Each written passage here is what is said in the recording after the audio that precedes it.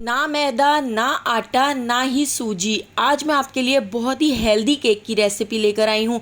अगर आप शुगर के पेशेंट हैं, ब्लड प्रेशर के पेशेंट हैं या कोलेस्ट्रॉल बढ़ा हुआ है, तब भी आप इस केक को जी भर के खा सकते हैं। इतना ज़्यादा हेल्दी केक बनकर तैयार होता है और इतना सॉफ्ट और स्पॉन्जी केक बनता है कि आप देखेंगे तो हैरान रह जाएंगे। तो चलिए इसकी रेसिपी को देख लेते हैं।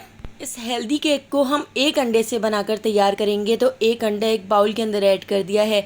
इसके अंदर 3 टेबल स्पून दही ऐड कर दी है। दही और अंडे को हम एक साथ अच्छी तरह से इस तरह से बीट कर लेते हैं। तो इसमें हमें बीटर की भी ज़रूरत नहीं है, बस इस तरह से हमने अंडे को और दही को बीट कर लिया है। आप फॉक से भी इसको अच्छी तरह से बीट कर सकते हैं। अब मैं इसके अंदर ऐड कर देती हूँ 1/4 से भी कम यानी कि 3 टेबल स्पून ऑयल। जो कुकिंग ऑयल हम खाने में इस्तेमाल करते हैं, तो वही कुकिंग ऑयल 3 टेबल स्पून मैंने इसके अंदर ऐड कर दिया है। इसके साथ ही हम इसके अंदर ऐड कर देते हैं 1 teaspoon vanilla essence. Vanilla essence को भी हम इसके अंदर मिक्स कर लेते हैं। तो सारी चीज़ें ऐड करते जाएंगे और मिक्स करते जाएंगे। अब मैंने यहाँ पर 3 चीज़ें ले ली हैं, यानी मैंने यहाँ पर मिश्री ले ली है, गुड़ ले लिया है और पिसी हुई चीनी। तो आप इन तीनों में से किसी भी चीज़ से इस केक को बनाकर तैयार कर सकते हैं।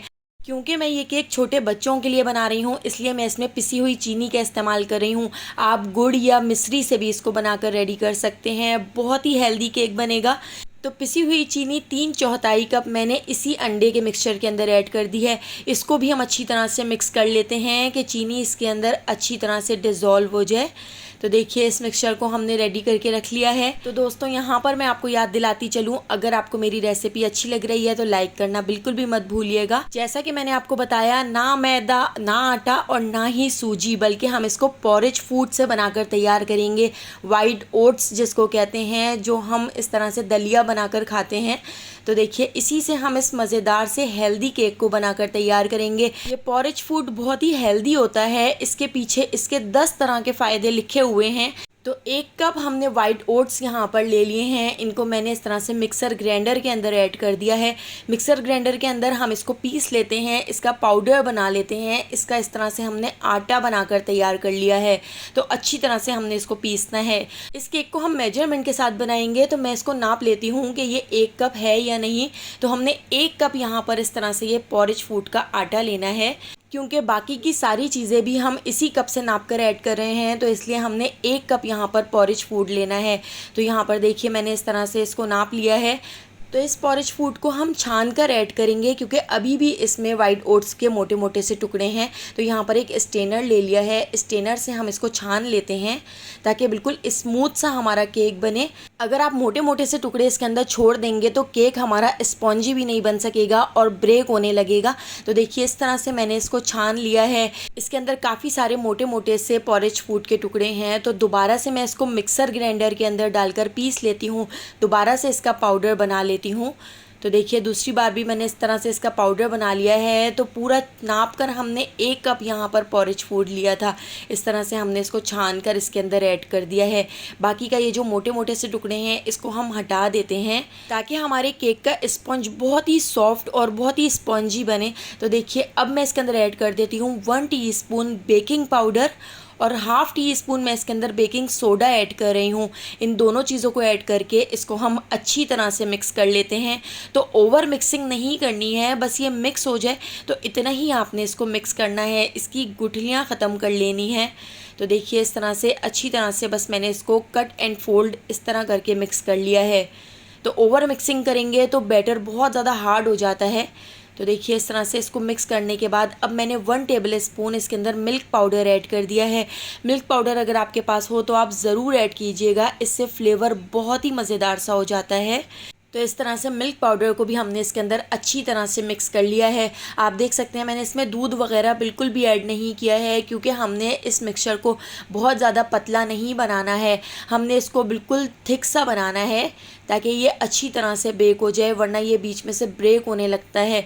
तो आप इस बैटर की कंसिस्टेंसी देख सकते हैं, रिबन टाइप नहीं है लेकिन ये थोड़ी सी थिक है। रिबन की तरह तो गिर रहा है लेकिन थोड़ा थिक होकर गिर रहा है। तो चलिए अब हम अपना मोल्ड रेडी कर लेते हैं। तो आपके पास कोई मोल्ड भी ना हो तब भी आप इस केक को बनाकर तैयार कर सकते हैं। तो मैंने यहाँ पर एक दूध की पतीली ले ली है, उसके अंदर मैंने इस तरह से ऑयल से ग्रीसिंग कर दी है।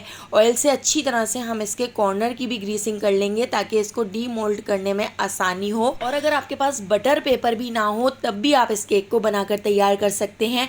तो मैंने यहाँ पर मैदा इसके अंदर स्प्रिंकल कर दिया है। मैदे से हम इसकी इस तरह से कोटिंग कर लेते हैं। इस तरह से हमारा केक बिल्कुल भी अंदर चिपकेगा नहीं, बहुत ही आसानी से डीमोल्ड हो जाएगा।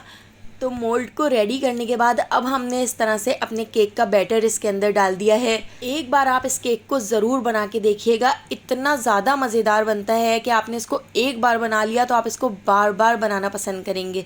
तो देखिए इसके ऊपर मैं कटे हुए इस तरह से बादाम डाल देती हूँ। आप इसको जिस तरह भी गार्निश करना चाहें आप कर सकते हैं। थोड़ा सा हम इसको इस तरह से टैप कर लेते हैं ताकि इसके सारे बबल्स ख़त्म हो जाएँ। एक पतीली को 15 मिनट पहले मीडियम फ्लेम पर प्री हीट कर लिया था। इसके अंदर एक स्टैंड रख दिया है। स्टैंड के ऊपर हम अपने केक के बैटर वाला मिक्सचर इस तरह से रख देते हैं। इसको कवर करके लो से थोड़े से ज़्यादा फ्लेम पर हमने बेक कर लिया था। तो 50 मिनट में हमारा केक बहुत ही बेहतरीन सा बेक हो चुका था। तो 50 मिनट का टाइम इसके अंदर आपको लग सकता है। इसके अंदर कोई भी स्टिक या कोई भी टूथपिक आप इंसर्ट करके चेक कर सकते हैं। अगर थोड़ी सी भी स्टिक गीली हो तो दोबारा से आप इसको बेक करने के लिए रख दें। लेकिन हमारी स्टिक बिल्कुल क्लीन निकली है। तो इसको ठंडा करने के लिए मैंने काउंटर के ऊपर 2 घंटे के लिए छोड़ दिया था। ठंडा करने के बाद हम इस तरह से इसको डीमोल्ड कर लेते हैं। साइडों से छुरी की मदद से हम इस तरह से इसको अलग कर लेते हैं और इस तरह से हम एक बड़ी सी प्लेट के अंदर इसको डीमोल्ड कर लेते हैं। तो यहाँ पे हमारा बहुत ही सॉफ्ट, बहुत ही स्पॉन्जी और इतना ज़्यादा हेल्दी केक बनकर तैयार हुआ है कि बच्चे भी इस केक को बनवाने की रोज़ाना फरमाइश करेंगे। अगर रेसिपी पसंद आई हो तो लाइक, शेयर और सब्सक्राइब करना बिल्कुल भी मत भूलिएगा और बेल आइकॉन के नोटिफिकेशन को आपने ज़रूर ऑन करना है, क्योंकि डेली मैं आपके लिए बहुत ही मज़ेदार सी रेसिपीज़ लेकर आती हूँ। तो उन सारी रेसिपीज़ का नोटिफिकेशन आपको फ़ौरन मिल सकेगा और आप मेरी सारी वीडियोस वॉच कर सकेंगे। तो आने वाली वीडियो तक मुझे दीजिए इजाज़त। अल्लाह हाफ़िज़।